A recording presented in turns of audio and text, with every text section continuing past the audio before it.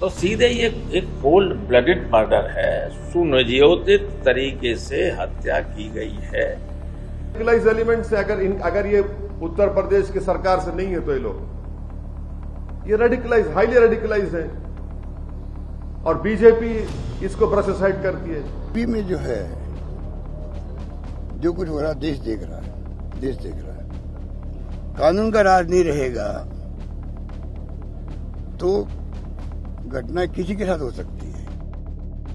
अतीक अहमद और उसके भाई अशरफ की सरेआम गोली मारकर की गई हत्या को किसी भी तरीके से जायज नहीं ठहराया जा सकता। कानून व्यवस्था पर सवाल उठने लाजमी है। विपक्ष को सरकार को घेरने का अधिकार भी है, लेकिन क्या ये सिर्फ एक गैंगस्टर की हत्या से उपजे सवाल हैं, या अतीक और उसके भाई अशरफ की हत्या के बाद जो सियासी बयानबाजी हो रही है उसके मायने कुछ और भी हैं।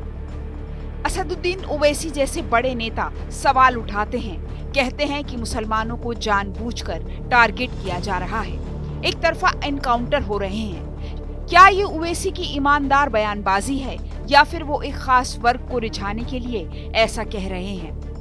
अतीक और उसके भाई अशरफ की हत्या के बाद पूरे यूपी में सनसनी है, लेकिन नेताओं ने जिस तरह से बयान दिए उसके मायने समझने की जरूरत है। अखिलेश यादव ने ट्वीट किया, उन्होंने लिखा, उत्तर प्रदेश में अपराध की हद पार हो गई है, अपराधियों के हौसले बुलंद हैं। जब पुलिस कस्टडी में किसी की भी सरेआम हत्या कर दी जा सकती है तो आम इंसान का क्या होगा? इस तरह जनता के बीच डर का वातावरण बन रहा है। कुछ लोग जानबूझकर ऐसा माहौल बना रहे हैं।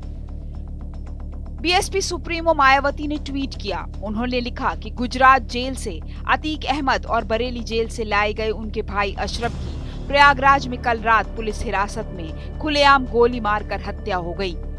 उमेश पाल जघन्य हत्याकांड की तरह ही यूपी पुलिस की कानून व्यवस्था और उसकी कार्यप्रणाली पर अनेकों गंभीर प्रश्न चिन्ह खड़े करती है।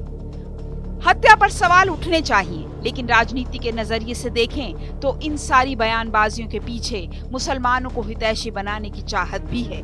यूपी में निकाय चुनावों का ऐलान हो चुका है, ऐसे में सारे दलों की नजर मुस्लिम वोटर्स पे है। ऐसे में खुद को मुसलमानों के करीब दिखाने के लिए भी ऐसी बयानबाजी हो सकती है। अब जरा देखिए यूपी में मुसलमान वोटर्स के लिहाज से क्या समीकरण बनते हैं। यूपी में 24 जिलों में 20% मुसलमान वोटर्स हैं। इसमें 12 जिलों में मुस्लिम आबादी 35 से 52% तक है। विधानसभा की 70 सीटों पे मुस्लिम आबादी 20 से 30% है। 73 सीटों पर मुस्लिम आबादी 30% से ज्यादा है। यूपी की कुल 143 सीटों पर मुस्लिम वोटर असर रखते हैं। इन आंकड़ों से समझा जा सकता है कि मुस्लिम वोटर्स के लिहाज से कुछ राजनीतिक दलों के लिए खुद को मुसलमानों का करीबी दिखाना कितना जरूरी हो जाता है। निकाय चुनावों के लिहाज से देखें तो पिछले निकाय चुनाव में 980 पार्षद की तुलना में बीजेपी ने 844 पर ही चुनाव लड़ा था। बाकी के वार्ड्स मुसलमान बहुमत वाले थे, जहां पर बीजेपी को कैंडिडेट्स तक नहीं मिले थे।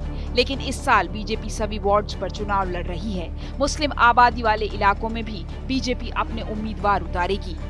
इसी साल मार्च में CSDS लोकनीति सर्वे में ये सामने आया था कि 2017 के विधानसभा चुनाव के मुकाबले बीजेपी मुस्लिम वोटर्स को लेकर बेहतर स्थिति में है। सर्वे में अगले चुनाव में बीजेपी को मुस्लिम वोटर्स का सपोर्ट अधिक मिलने की संभावना जताई गई थी। ऐसे में विपक्ष बीजेपी पर और भी हमलावर हो गई है।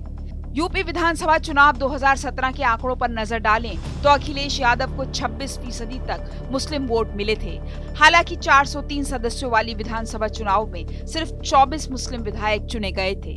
ऐसे में निकाय चुनाव को देखते हुए विपक्ष के विरोध की राजनीति में मुसलमान वोटर्स के ध्रुवीकरण का एजेंडा भी शामिल हो गया है। इसी एजेंडे की वजह से एक हार्डकोर क्रिमिनल की वकालत करने से भी नेता बाज नहीं आ रहे।